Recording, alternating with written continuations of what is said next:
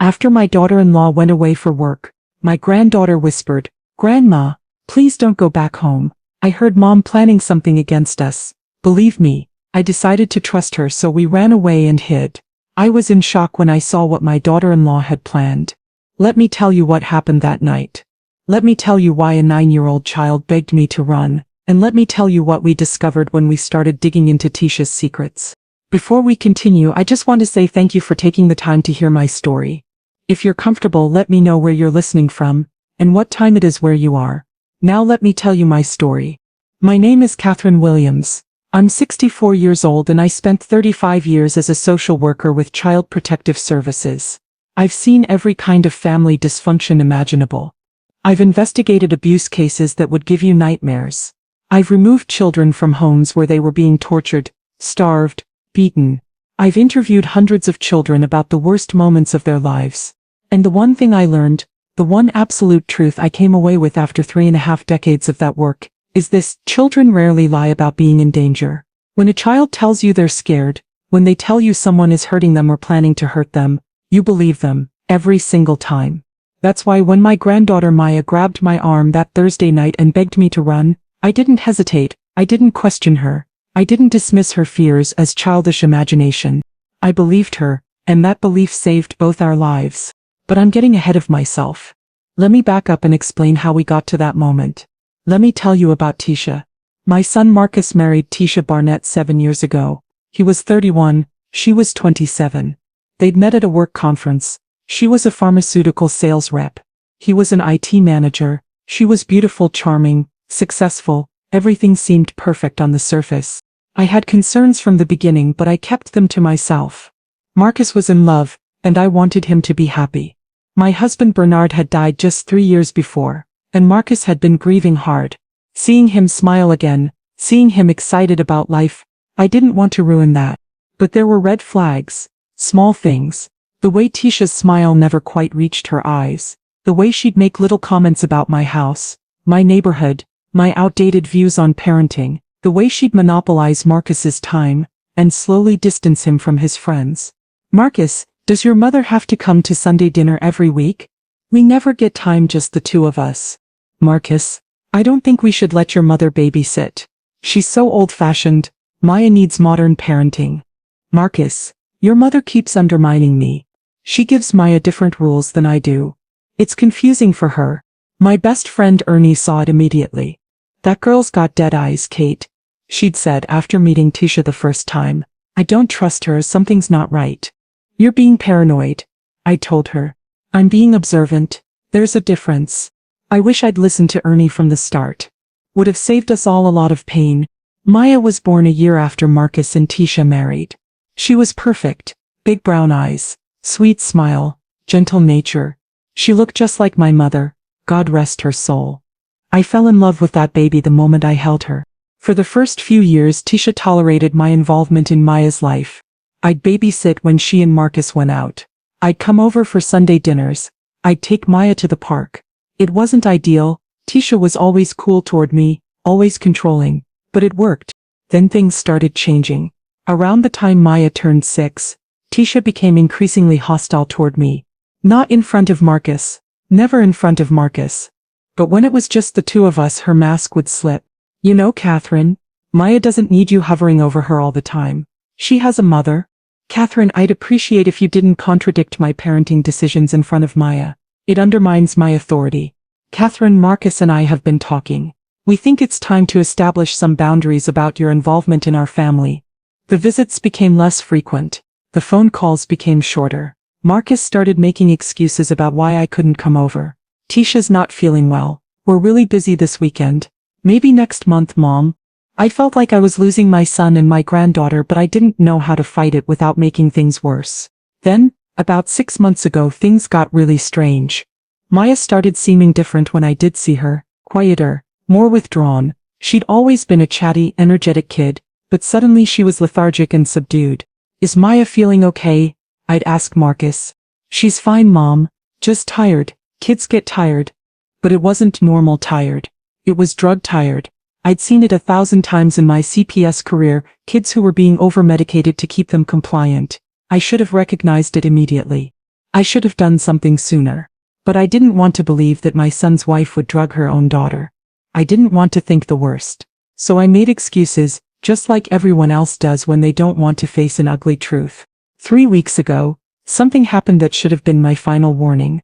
I was at Marcus and Tisha's house, watching Maya for the afternoon while they both worked. Tisha came home early. I was in the kitchen, and she made me a cup of coffee. Here, Catherine, you look tired. Coffee will perk you up. I drank half of it. Within 20 minutes I felt dizzy, disoriented, like the world was tilting. I made an excuse about not feeling well, and left early. I felt strange for hours afterward. Confused. Unsteady. I should have known. I should have recognized that I'd been drugged, but I told myself I was just coming down with something, that I was overtired, that I was imagining things. I wasn't imagining anything. Tisha was testing, seeing if she could drug me without me noticing, planning. That brings us to Thursday, November 2nd, the day everything changed. Tisha had a business trip, 5 days in Atlanta for a pharmaceutical conference. She called me Wednesday night. Catherine, I hate to ask, but could you stay with Marcus and Maya while I'm gone? Marcus is working from home, but he's got meetings all day and Maya needs supervision. It wasn't really a request. It was a demand disguised as a favor, but I was thrilled for the chance to spend time with Maya, so I agreed immediately. Of course, honey. What time should I be there? Tomorrow evening. I'm leaving at 6 p.m. You can come around 5:30 to see me off.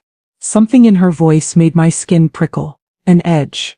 A false brightness. But I ignored it. I arrived at their house Thursday at 5:30 p.m. sharp.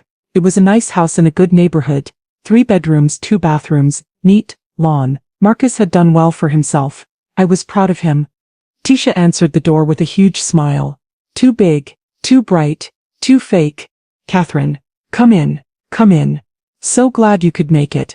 She hugged me, a tight performative hug that felt like a snake constricting around prey. I hugged her back, uncomfortable but trying to be polite. Maya was sitting on the couch, watching cartoons. She looked up when I entered, and her face transformed. Real joy, not fake like her mother's. Grandma. She ran to me and hugged me tight. You're staying? I'm staying, baby. The whole time Mommy's gone. Yay! Tisha's smile tightened just slightly. Just enough for me to notice. Maya, why don't you help Grandma bring her bag upstairs? Tisha said, her voice sugary sweet. I need to finish packing. Maya grabbed my overnight bag and pulled me toward the stairs. As we climbed, I heard Tisha on her phone in the bedroom. The door was slightly open. Yes, she's here now. No. He doesn't suspect anything. This is perfect timing. Tomorrow night, make sure it looks random. My blood ran cold, but before I could process what I'd heard, Maya was pulling me into the guest room, chattering about school and her new art project. I told myself I'd misheard, that I was being paranoid, that there was an innocent explanation. I was wrong. Tisha left at 6 p.m. with more fake hugs and fake warmth. Take care of my girls, she called to Marcus, who was in his home office on a conference call. Will do, babe. Have a safe flight. She got in her car and drove away. I watched from the window and I could swear I saw her smiling to herself. Not a happy smile, a satisfied smile, like a predator who'd just set the perfect trap. The evening was normal. Marcus finished work around 7 p.m. We had dinner together, leftover lasagna that Tisha had made. I didn't eat much. My stomach was in knots, though I couldn't explain why. Maya picked at her food too. Not hungry, sweetie? I asked. Mommy gave me my vitamins before she left. They make my tummy feel funny. What vitamins? The ones she gives me every day, the pink pills. I made a mental note to check what those pills were. Something about it felt wrong. After dinner, Marcus went back to his office to finish up some work. I helped Maya with her homework. Then we watched a movie together. Around 8:30 p.m. I told her it was time for bed. Can you tuck me in, Grandma? Of course, baby. We went upstairs to her bedroom. A pretty room with purple walls and posters of her favorite cartoon characters. She changed into her pajamas and climbed into bed. I sat beside her, stroking her hair the way I used to when Marcus was little. Grandma? Yes, sweetie. I love you. I love you too, Maya. So much. More than Mommy loves me? The question startled me. What? Of course your mommy loves you. Maya's expression was strange. Old, too knowing for a 9-year-old. She doesn't act like it. She's always angry with me, and she says mean things about you when Daddy's not around. What kind of mean things? She says you're interfering, that you're too old to understand modern parenting, that you're going to make Daddy choose between you and her, and he'll choose her. My heart broke. Maya, honey. And Grandma, her voice dropped to a whisper. I heard something. What did you hear, baby? Maya sat up, her eyes wide with fear. She grabbed my arm with surprising strength. 2 nights ago I couldn't sleep. I came downstairs for water. Mommy was in her office on the phone. The door was open a little bit. I heard her talking. What did she say? She said, your name. She said once she's gone Maya won't have anyone to run to. She said, we need to make sure she doesn't come back. Ever. She was talking about you, Grandma. My entire body went cold. 35 years of CPS training kicked in immediately. This wasn't a child making up stories. This was a child reporting what she'd heard. And children don't fabricate threats like this. What else did you hear? She talked to someone named Darnell. She said Darnell knows what to do and it has to look like an accident. She laughed and said Marcus won't suspect anything. He trusts me completely. I felt like I couldn't breathe. Tisha was planning something that involved me being gone. Something that involved this Darnell person. Something that had to look like an accident. She was planning to kill me. The realization hit me like a freight train. All the little things suddenly made sense. The hostility, the isolation, the drugged coffee, the phone call I'd overheard earlier. She was setting something up, and it was happening while she was supposedly out of town, giving her the perfect alibi. Grandma, I'm scared. Maya's voice pulled me back. What if Mommy hurts you? What if I'm next? That last question destroyed me. My granddaughter was afraid her mother might hurt her. I made a decision in that moment. A decision based on 3.5 decades of experience protecting children. A decision based on instinct and training, and love. Maya, do you trust me? Yes, Grandma. Then I need you to do exactly what I say. We're going to leave tonight, right now. We're going to go somewhere safe until I figure out what's happening. What about Daddy? I looked toward the door. Marcus was downstairs, completely oblivious to the danger his wife posed. Part of me wanted to wake him up, to tell him everything, but I didn't know if he'd believe me, and I couldn't risk him alerting Tisha. We'll call Daddy tomorrow. Right now I need to get you somewhere safe. Can you pack a bag? Just clothes and whatever you need. Be quiet. Maya nodded, her face serious and scared but trusting. She pulled out a backpack and started quietly packing clothes, her stuffed bunny, a few books. I went to the guest room and packed my own bag. My hands were shaking. I grabbed my phone, my wallet, my keys. I thought about leaving a note for Marcus, but decided against it. If Tisha came back early or called him, a note would tip her off that we knew something. I'd call Marcus in the morning. For now we had to disappear. Maya and I met in the hallway, both carrying our bags. I put my finger to my lips. She nodded. We crept down the stairs, avoiding the creaky third step. I could hear Marcus on a conference call in his office. Yes, I'll have that report to you by tomorrow. We slipped out the front door. I'd parked on the street instead of in the driveway. We got into my 10-year-old Honda Civic. Bags in the back seat. I started the engine as quietly as possible, and pulled away slowly. Only when we were 2 blocks away did I turn on my headlights and accelerate. Where are we going, Grandma? To Aunt Ernie's house. Ernie Johnson had been my best friend for 30 years. She lived 2 hours away in a small town where she'd retired after teaching elementary school for 40 years. Her house was small, safe, and far enough away that Tisha wouldn't think to look there immediately. We drove in silence for the first 20 minutes. I kept checking the rearview mirror, expecting to see headlights following us. But the road behind us stayed dark. Maya fell asleep after about an hour. Exhausted from fear and stress, I drove through the dark, my mind racing. What was Tisha planning? Who was this Darnell person? Was Marcus involved? Or was he just another victim of Tisha's manipulation? How long had she been planning this? And most terrifying, if she was willing to plan my murder, what would she do to Maya? We arrived at Ernie's house at 1 a.m. Her porch light was on. She always left it on at night. I carried Maya to the door, her backpack over my shoulder, and rang the doorbell. Ernie answered in her bathrobe, took one look at my face and Maya sleeping in my arms, and said immediately, "Come in, I'll make up the guest room." That's what I loved about Ernie. No questions, no hesitation, just immediate action. I carried Maya upstairs to the guest room and tucked her into the bed. She barely stirred, too exhausted to wake up. I kissed her forehead and went back downstairs. Ernie was in the kitchen making tea. She handed me a cup and we sat at her small kitchen table. Tell me everything. I did. I told her about Tisha's increasing hostility, about Maya's strange behavior, about the drugged coffee, about Maya's revelation tonight. I told her everything. Ernie's face got harder and harder as I talked. When I finished, she said quietly, I told you that girl was trouble 7 years ago. I told you she had dead eyes. I know. I should have listened. What are you going to do? I'm going to call Lisa Thompson.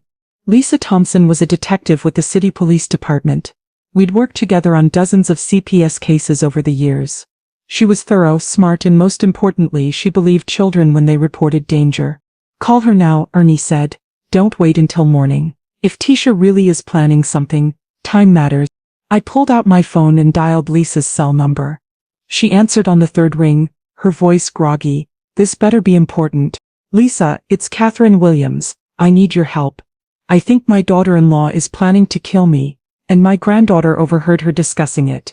There was a pause. Then Lisa's voice sharpened. All business. Where are you? At a friend's house. 2 hours outside the city. We ran. Smart. Don't go back. Don't tell anyone where you are except me. Can you bring your granddaughter to the station tomorrow morning? I need to take her statement. Yes. Catherine, I'm taking this seriously because I trust your judgment. If you think you're in danger, you probably are. Stay hidden. I'll see you tomorrow at 9 a.m.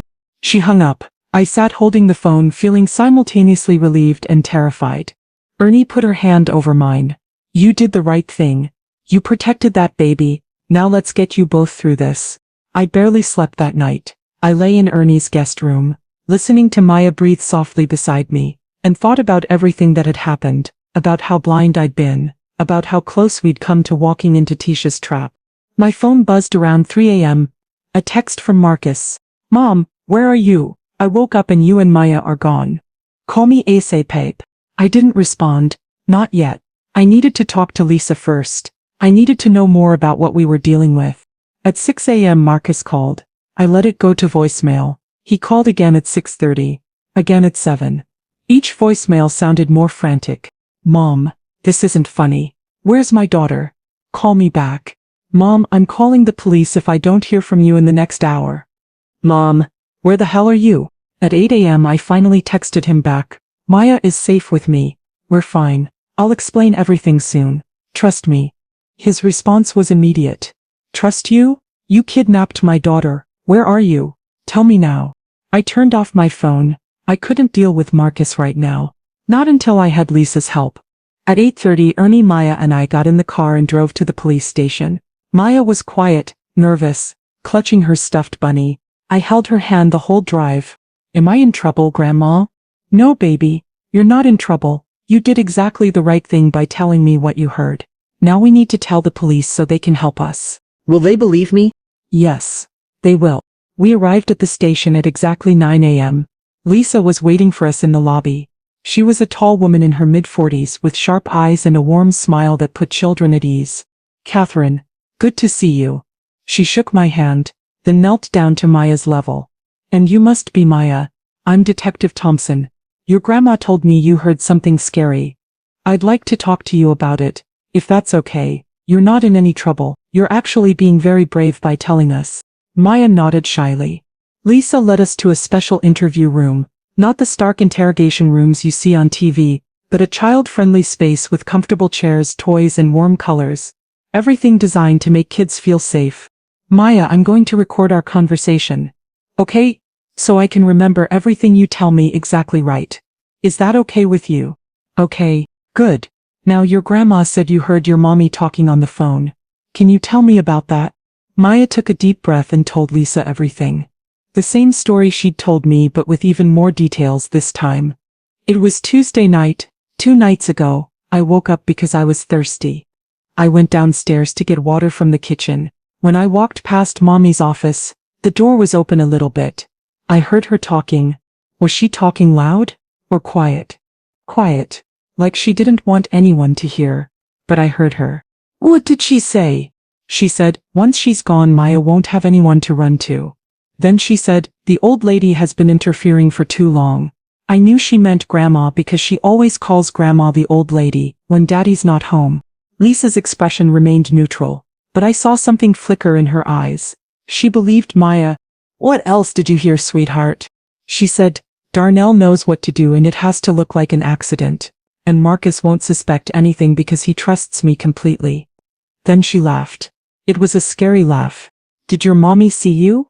No. I ran back upstairs really fast. I was scared. That was very smart. Maya, has your mommy ever hurt you? Maya hesitated, then nodded. Sometimes she pinches me really hard when I don't do what she says. And she gives me medicine that makes me feel sleepy and weird. What kind of medicine? She calls them vitamins, pink pills. She gives me 2 every morning. They make my tummy feel funny and my head feel fuzzy. I don't like them. Lisa glanced at me. I could see her making mental notes. Maya, did you ever see your mommy give Grandma anything to drink or eat? Maya's eyes widened. Yes. One time I saw Mommy put something in Grandma's coffee cup when Grandma wasn't looking. It was white powder from a little bag. Mommy saw me watching and she said it was sugar, but Grandma doesn't put sugar in her coffee. My hands clenched into fists. Tisha had drugged me, right in front of Maya. Lisa asked more questions. Gentle but thorough. Maya answered everything honestly, consistently. After 40 minutes, Lisa turned off the recorder. Maya, you've been so brave. Thank you for telling me all of this. You did exactly the right thing. Will Grandma be safe now? Yes, honey. I'm going to make sure of it. Lisa took me aside while Ernie distracted Maya with toys in the waiting area. Catherine, I believe her. Everything she's saying is consistent with what we call a credible disclosure. She's not making this up. I know, I could tell from the first word out of her mouth. I'm opening a formal investigation. I need to find out who this Darnell person is. I need to look into Tisha's background. And Catherine, you and Maya need to stay in hiding. If Tisha really is planning what Maya overheard, you can't let her know you're on to her. What about Marcus? He's losing his mind thinking we've been kidnapped. I'll talk to Marcus, but not yet. First I need to gather some information. I nodded, trusting her judgment. Over the next 3 days Lisa worked fast. She ran Tisha Barnett Williams through every database available. What she found was disturbing. Tisha had grown up in foster care, multiple placements, documented behavioral issues, a sealed juvenile record. She'd been investigated twice for animal abuse as a teenager, but charges were never filed. More concerning, she'd used 3 different variations of her name in 3 different states. Tisha Bennett in Ohio, Letitia Barnett in Pennsylvania, Tisha Barnett Williams in our state. She's been hiding something, Lisa told me over the phone on Saturday morning. I'm digging deeper. Meanwhile, Marcus had filed a missing persons report. Lisa had contacted him and told him Maya was safe, but couldn't tell him where we were yet due to an ongoing investigation. Investigation into what? Marcus had demanded. I can't discuss details of an active case. But Mr. Williams, your mother and daughter are safe. That's what matters right now. Marcus left me increasingly frantic voicemails. Mom, what the hell is going on? The police won't tell me anything. Just bring Maya home, please. It broke my heart to hear him so worried. But I couldn't tell him anything until Lisa said it was safe. On Sunday, Lisa called with bigger news. Catherine, I found Darnell King, age 41. He's got a criminal record, assault, fraud, and 1 arrest for conspiracy to commit insurance fraud. Charges were dropped on that last one due to lack of evidence. How is he connected to Tisha? Phone records show dozens of calls between them over the past 3 months. The calls spike whenever you were scheduled to visit Marcus and Maya. My blood ran cold. I'm bringing him in for questioning tomorrow morning. With your granddaughter's testimony and these phone records, I have enough to pressure him. On Monday morning, Lisa interrogated Darnell King. He came in cocky with a cheap lawyer who clearly specialized in representing small-time criminals. Lisa didn't waste time. She laid out everything. The phone records, Maya's testimony, the pattern of calls, his criminal history. Darnell, you're connected to a conspiracy to commit murder. A child overheard Tisha Barnett Williams discussing a plan to kill her grandmother and specifically mentioning your name. We have evidence she's been drugging her own daughter. You're involved in all of this, so you can cooperate now, or you can go down with her. Darnell's cocky expression crumbled. He looked at his lawyer. The lawyer said, "Don't say anything." But Darnell was clearly scared. "Look, I didn't do anything. She just talked to me about a job." "What kind of job?" His lawyer tried to stop him, but Darnell kept talking. "She said her mother-in-law was causing problems. She wanted her gone, said it needed to look like an accident, offered me 50 grand. Lisa leaned forward. "And what did you say?" "I told her I'd think about it, but I never actually agreed. I was recording our conversations to protect myself." "You have recordings?" "Yeah. I'm not stupid. When someone talks about killing people, you record that shit." Lisa's eyes gleamed. "I need those recordings. Now." Darnell's lawyer objected, but Darnell was in self-preservation mode. He pulled out his phone and played Lisa 3 recordings of conversations with Tisha. The first one was from 6 weeks ago. "Darnell, I need your help with a situation. My husband's mother is interfering in my family. She's poisoning my daughter against me. I need her gone permanently." "What do you mean, gone?" "I mean dead, but it has to look natural, like an accident." The second recording was from 3 weeks ago. "Here's the plan. I'm going on a business trip. Catherine will be at the house watching Maya. You'll stage a home invasion, make it look like a robbery gone wrong. Kill Catherine, take some valuables so it looks legitimate. I'll pay you $50,000. That's a lot of money for a murder. It's worth it to be free of her." The third recording was from Thursday, the day I'd arrived at Marcus and Tisha's house. "Everything's in place. She's there now. I'm leaving tonight. Tomorrow night. You make your move. She'll be alone with Maya after Marcus goes to bed. Do it then. Make sure there are no witnesses." "What about the kid?" "Maya won't remember anything if we drug her enough. I've been preparing her. Just get in, get it done, get out." I listened to those recordings in Lisa's office and felt physically sick. Tisha had been planning my murder in cold, calculated detail. She'd been willing to drug her own daughter to eliminate the only witness. "There's more," Lisa said grimly. "Darnell also gave me text messages. Tisha was planning to claim valuables were stolen during the robbery.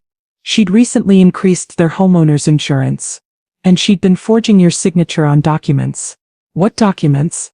"A new will, leaving everything to Marcus, which she'd control. She was setting up a whole financial scheme around your death." The depth of Tisha's planning was staggering. This wasn't an impulsive act. This was premeditated, calculated murder for financial gain and control. "There's something else you need to know," Lisa said. "I dug into Tisha's past. She's done this before." "What?" "In Ohio. 13 years ago she was working as a home health aide for an elderly woman named Dorothy Crawford. Dorothy died in a fall down the stairs. Tisha inherited $30,000 from her. The death was ruled accidental, but the investigation notes show it was suspicious." "Oh my God." "In Pennsylvania 9 years ago she was engaged to a man named Robert Chen. His mother died in a car accident, brake failure. Tisha was the beneficiary of a $50,000 life insurance policy. Again ruled accidental but suspicious. She's been killing people. She's been targeting men with mothers or families, getting close to them and then eliminating the mothers to have complete control. You're just her latest intended victim." I felt dizzy. My daughter-in-law was a serial killer. "We have enough to arrest her now," Lisa said. Darnell's testimony, the recordings, the phone records, Maya's statement, the medical evidence of drugging, it's overwhelming. "What about Marcus? Does he know?" "Not yet. I need to tell him, and Catherine, he's not going to take it well." That afternoon, Lisa arranged a meeting with Marcus at the police station. She called him and told him to come in, that it was about his missing mother and daughter. I was in the station when he arrived. He looked terrible, unshaven, exhausted, frantic. When he saw me through the glass of Lisa's office, he rushed toward me. "Mom, thank God. Where's Maya? Is she okay?" "She's fine, baby. She's safe." "Then why the hell did you take her? Why have you been hiding? What is going on?" Lisa intercepted him. "Mr. Williams, sit down. We need to talk about your wife." "My wife? What about my wife?" "Sit down." Marcus sat looking between me and Lisa with confusion and growing fear. Lisa didn't sugarcoat it. She laid out everything. The recordings. Darnell's testimony. The phone records. The drugging. The plan to murder me. Tisha's past and the suspicious deaths. Marcus's face went through shock, denial, disbelief, and finally horror. No. No, this is... Tisha wouldn't. You're making this up. Mr. Williams, listen to this. Lisa played one of Darnell's recordings. Tisha's voice clear and cold. Once she's gone, we're free. Marcus won't question anything. He trusts me completely. Marcus's face crumbled. That's your wife's voice, Mr. Williams. Audio analysis confirmed it. Your wife was planning to murder your mother. She's been drugging your daughter. We have evidence of everything. Marcus broke down completely, sobbing, shaking. I didn't know. I swear to God I didn't know. I went to him and put my arms around him. I know, baby. I know. She was going to kill you. She was... Oh God. Mom, I'm so sorry. I'm so sorry. I should have seen it. I should have protected you. You couldn't see what she was hiding. Marcus. She fooled everyone. Not everyone. Maya saw it. Your 9-year-old daughter saw what I couldn't. Maya's a smart, perceptive kid. She saved us both. Lisa let us have a moment. Then she said, Mr. Williams, we're going to need your help. We're setting up a sting operation to arrest your wife. She's scheduled to return tomorrow morning. We need you to act normal when she comes home. Can you do that? Marcus wiped his eyes. What do I have to do? Pretend everything is fine. Tell her your mother took Maya on a granddaughter trip and they'll be back soon. Don't let on that you know anything. And then we arrest her. The next morning, Tuesday, Tisha's flight was scheduled to land at 10 a.m. Marcus was at home, following Lisa's instructions. I was at the station with Lisa and several other officers, monitoring everything through Marcus's phone, which was recording. Tisha's car pulled into the driveway at 11:15 a.m. We listened as she entered the house. Marcus. I'm home. Hey babe. Welcome back. Where's Maya? Where's your mother? Mom took Maya on a little trip. Grandmother-granddaughter bonding time. They'll be back in a couple days. There was a pause. I could almost hear Tisha's mind working. A trip? What kind of trip? I don't know. Mom said Maya needed some time away. You know how she gets about spending time with Maya. Marcus. That's not acceptable. I need to see my daughter now. Call your mother. She's not answering. You know Mom. When she wants to do something she does it. This is ridiculous. I'm calling the police. Tisha, calm down. They're fine. Mom's been taking care of Maya for 9 years. Nothing's going to happen. Another pause. Then Tisha's voice changed. Harder, colder. This is that woman's doing. She's trying to turn Maya against me. She's been interfering for years, Marcus. When are you going to see it? I'd see what? That your mother is the problem. She undermines my parenting. She spoils Maya. She makes our daughter think I'm the bad guy. Tisha, you're overreacting. I'm not overreacting. We need to get Maya back now. We need to. I heard her moving, pacing, agitated. Where's your phone? Tisha demanded. Let me see your call history. When did you last talk to your mother? Yesterday. She texted saying they were fine. Show me. There was rustling. Then Tisha's voice, sharp and suspicious. This doesn't make sense. Your mother wouldn't just take Maya without more explanation. Something's wrong. What do you mean wrong? I mean, Marcus, I need to tell you something. Your mother has been acting strange lately. Paranoid. She accused me of things. Crazy things. What if she's having some kind of mental breakdown? What if Maya's not safe with her? Lisa and I exchanged glances. Tisha was already building her defense, trying to paint me as unstable. Mom's not having a breakdown, Marcus said. I could hear the strain in his voice. He was trying to play along but struggling. How do you know? Marcus. I'm scared. What if your mother does something to Maya? We need to find them. They're fine, Tisha. How can you be so calm about this? Our daughter is missing. She's not missing. She's with my mother. Tisha's voice rose. I'm calling Darnell. Maybe he can help us find them. That was the moment Lisa had been waiting for. Tisha was about to contact her co-conspirator.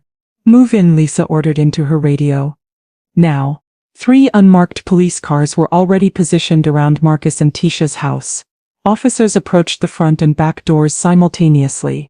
Through Marcus's phone, we heard the doorbell ring, then pounding. Police! Open the door! What the hell? Tisha's voice panicked. Marcus. What's going on? Why are the police here? I don't know, Marcus said. But his voice was weak. He was a terrible liar. The front door opened. Tisha Barnett Williams, you're under arrest for conspiracy to commit murder, child abuse fraud and conspiracy to commit insurance fraud. What? This is insane. Marcus, tell them this is crazy. I can't, Marcus said quietly. I heard the recordings, Tisha. I know what you plan to do to my mother. There was a beat of silence. Then Tisha's voice turned venomous. You bastard. You set me up. You tried to have my mother killed. Your mother ruined everything. She was always in the way. She turned you against me. She poisoned Maya against me. She deserved to die. Ma'am, you have the right to remain silent. I'm not staying silent. That old bitch has been interfering in my marriage for 7 years. She treated me like I wasn't good enough. She made Marcus doubt me. She turned my own daughter against me. The officers were cuffing her now. We could hear the struggle. Get your hands off me, Marcus. Marcus, tell them they're wrong. Tell them I would never. I heard your voice on the recordings, Marcus said, his voice breaking.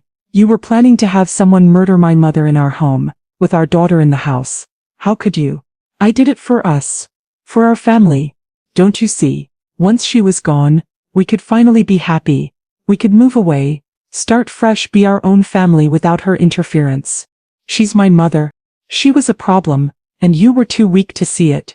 You let her control you. Well, I wasn't going to let her control me. The officers dragged Tisha toward the door. She was screaming now, all pretense of normalcy gone. You'll regret this, Marcus. You're throwing away our family. For her? For that interfering old woman? You're pathetic. No, Tisha. You're a monster, and thank God I finally see it. The sound of the door closing, then silence. Lisa turned off the recording. We got everything.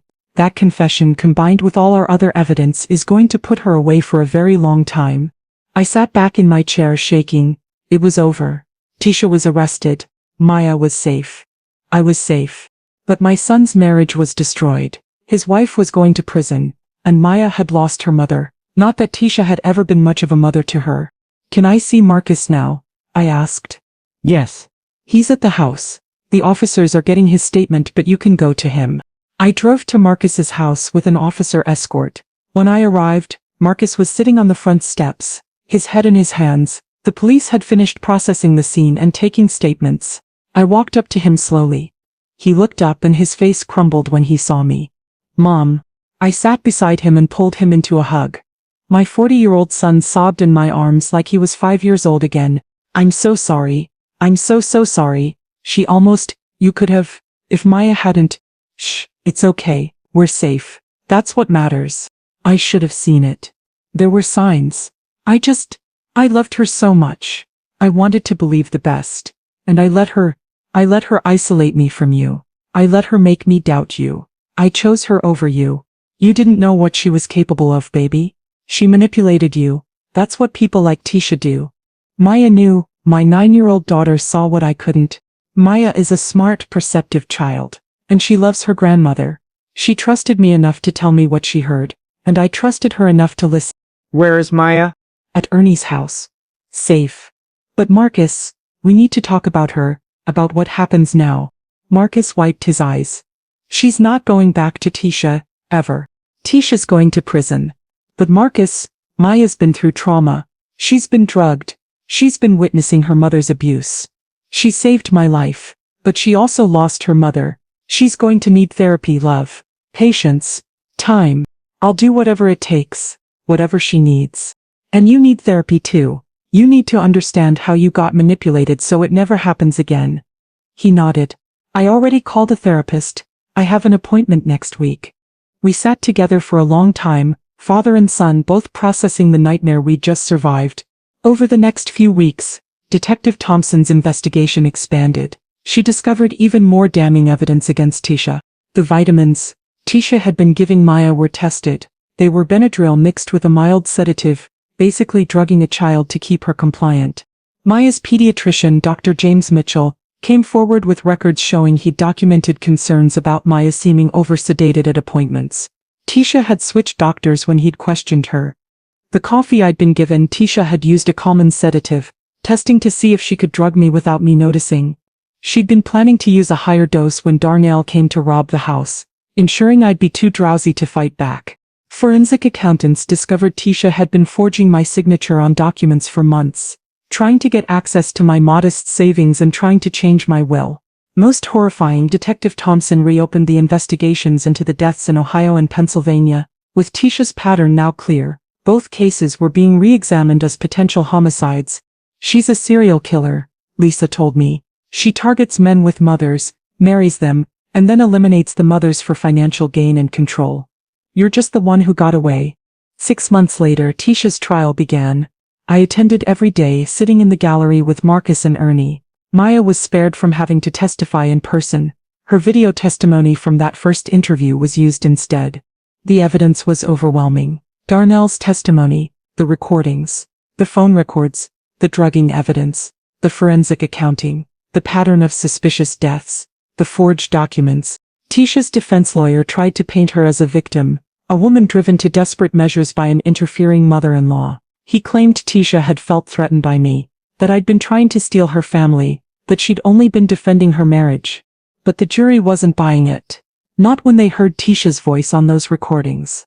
Cold and calculating, planning murder like she was planning a grocery list. The prosecution's closing argument was devastating. This is a woman who drugged her own daughter to keep her compliant, who planned to have her mother-in-law murdered in her own home while her granddaughter slept upstairs, who was willing to orphan her husband and traumatize her child for money and control. This is not a victim. This is a predator. The jury deliberated for less than 3 hours. Guilty on all counts. Conspiracy to commit first-degree murder 25 years. Child abuse 10 years, consecutive.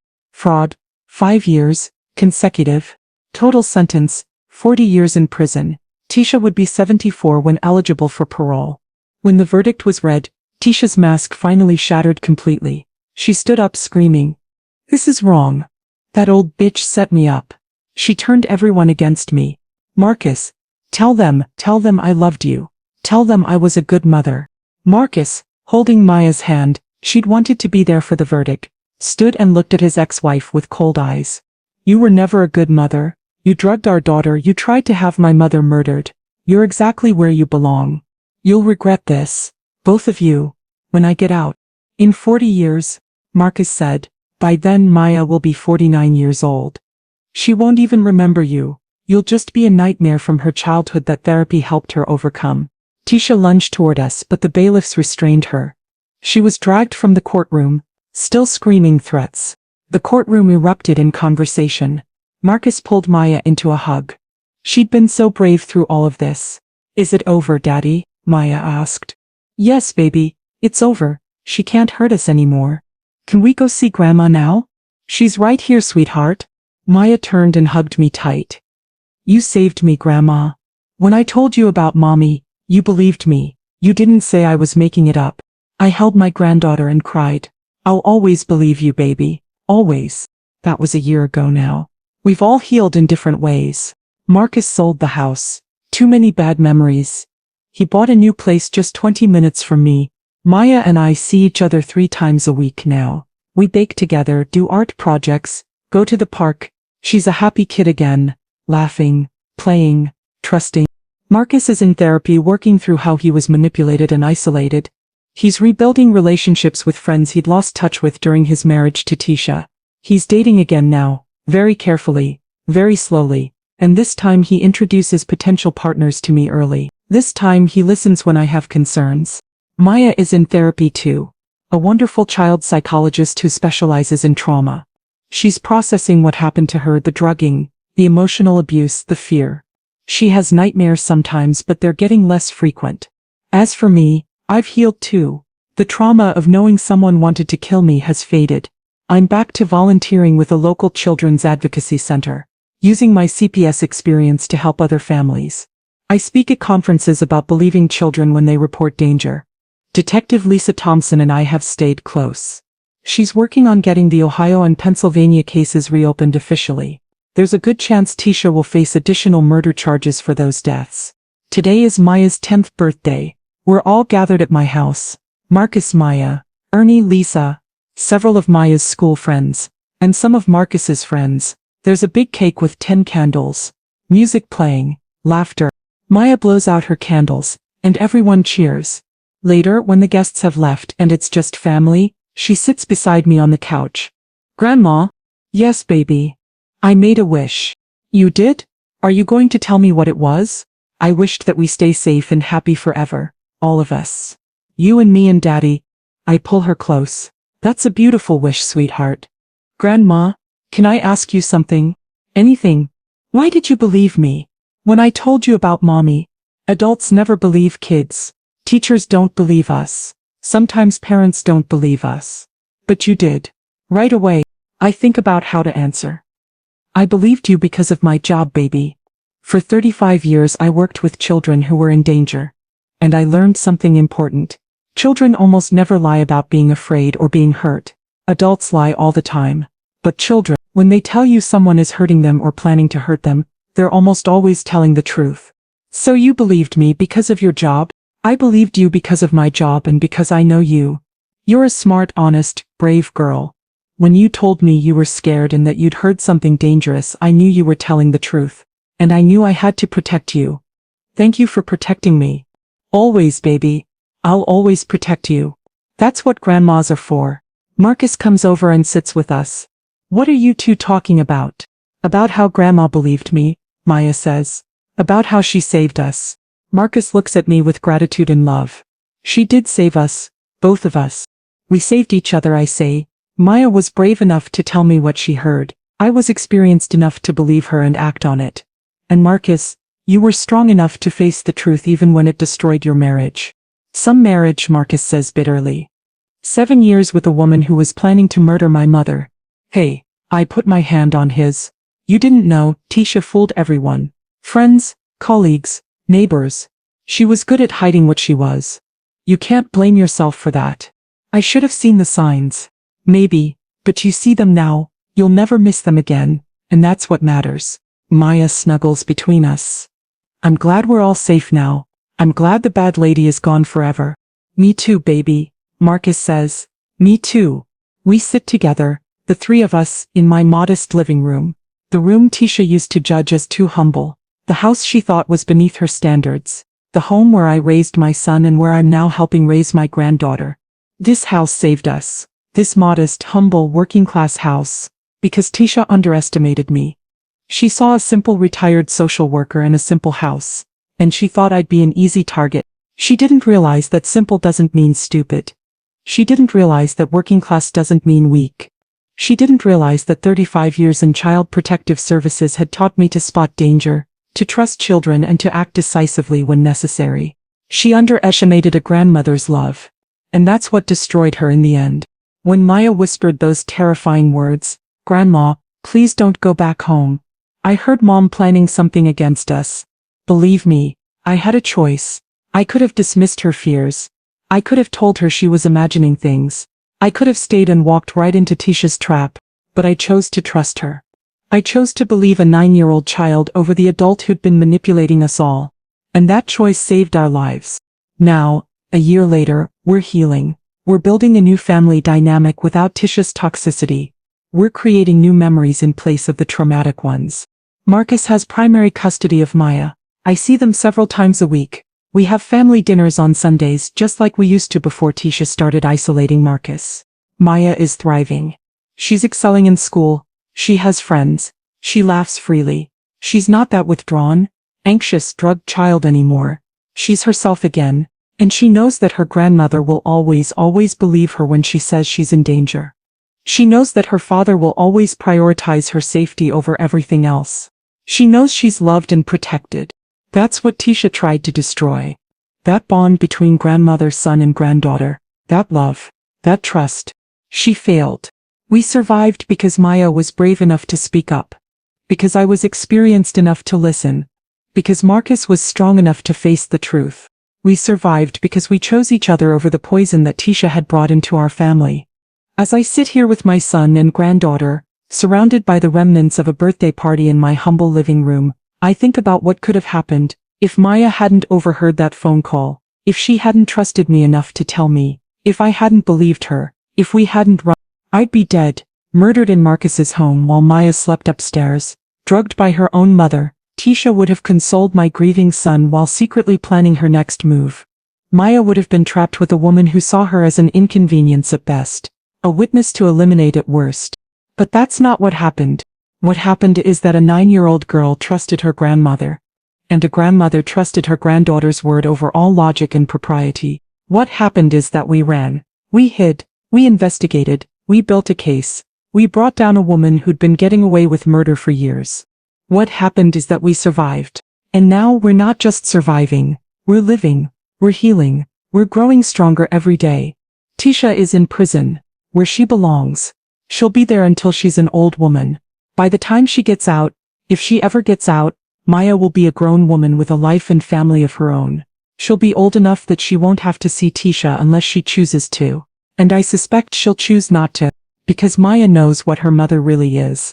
A woman who drugged her own child. A woman who planned murder. A woman who valued control and money over love and family. Maya knows, and she'll never forget. But she'll also know something else. Something more important. She'll know that when she needed help, her grandmother was there. That when she spoke up about danger, she was believed. That when she was in trouble, she was protected. She'll know that family, real family, means believing each other, protecting each other, choosing each other. That's the legacy I'm leaving Maya. Not money or property or status, but the knowledge that she's loved, she's believed, and she's safe. And that's worth more than anything Tisha ever valued. Later that night, after Maya has gone to bed in the guest room she sleeps over every Saturday now, Marcus and I sit on my back porch drinking tea and watching the stars. Mom, can I ask you something? Anything, baby. That night, when Maya told you what she'd heard, were you scared? I think about it honestly. Terrified. But more than scared, I was determined. I've seen too many cases where children tried to tell adults they were in danger and no one believed them. I've seen the consequences when we fail to protect children. I wasn't going to let that happen to Maya. What if you'd been wrong? What if Maya had misunderstood what she heard? Then we would have sorted it out safely. Maybe I would have looked paranoid or overprotective. But I'd rather be wrong and cautious than right and dead. Marcus nods slowly. I'm going to be different going forward. I'm going to listen to Maya. Really listen. If she tells me something's wrong, I'll believe her. Good. That's what she needs. And Mom, I'm going to listen to you too. I should have listened when you had concerns about Tisha years ago. I dismissed your instincts. I won't make that mistake again. I love you, Marcus. I'm just glad we all survived to have this conversation. Me too, Mom. Me too. We sit in comfortable silence for a while. Then Marcus says, you know what's crazy? The whole time I was married to Tisha, she made me feel like you were the problem. Like you were interfering, controlling, judgmental. She convinced me that setting boundaries with you was healthy, that I needed to choose my wife over my mother. That's what narcissists do. They isolate their victims from support systems. But I let her do it. I let her come between us. I let her make me doubt you, and I almost lost you permanently because of it. But you didn't. We're here. We're okay, that's what matters. I'm never going to let anyone come between us again. Maya needs her grandmother. And honestly, I need my mother. I reach over and squeeze his hand. I'm not going anywhere, baby. I promise. We sit together until late, talking about the future, about Maya's education, about Marcus's career, about healing and moving forward. Tomorrow, Maya will wake up in my guest room, safe and loved. She'll have breakfast at my kitchen table. We'll spend the day together doing normal happy things. No fear, no danger, no looking over our shoulders. Because the woman who wanted to hurt us is locked away. The threat is neutralized. We're safe. And we got here because a 9-year-old girl was brave enough to whisper, Grandma, please don't go back home. I heard Mom planning something against us. Believe me. And because a grandmother with 35 years of child protection experience replied, I believe you. Pack your bag. We're leaving right now. That belief, that immediate unconditional trust, saved our lives. And it taught Maya the most important lesson she'll ever learn. When you speak up about danger, people who truly love you will believe you. They'll protect you. They'll act. That's the legacy of this nightmare. Not the trauma or the fear or the broken marriage, but the knowledge that we can trust each other, that we'll believe each other, that we'll protect each other. Always. The end. Thank you for watching.